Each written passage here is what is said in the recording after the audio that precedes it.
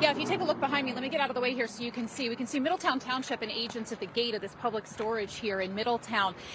We have been told by sources that as this investigation has continued, that they discovered that a storage locker had been rented by one of the suspects in the case. Now, again, you have two men that are now federally charged from Bucks County, one of them living right here in the Middletown Township area.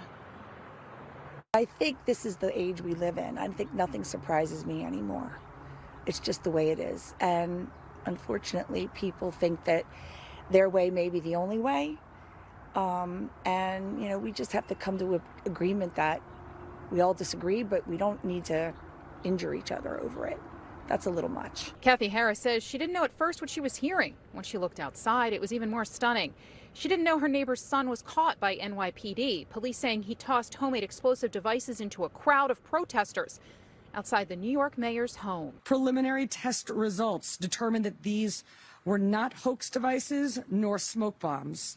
They were improvised explosive devices that could have caused serious injury or death. In a federal indictment, Amir Balat and Ibrahim Kayumi are said to have traveled to New York City in a car belonging to a relative of Balat.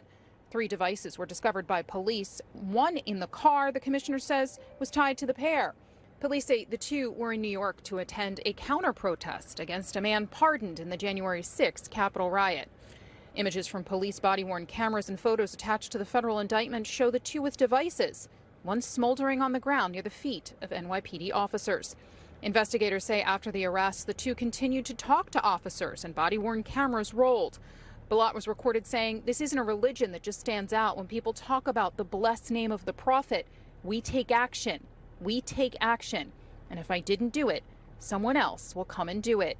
And police say Balat told them he wanted to kill more people than had died in the Boston Marathon. Kayumi told police, according to the indictment, his actions that day were partially inspired by ISIS. Both men have ties to Bucks County. Balat, a student at Neshaminy High School, and Kayumi, a graduate of Council Rock. Investigators in New York say the 2 were not on any terror watch lists and gave no online warnings.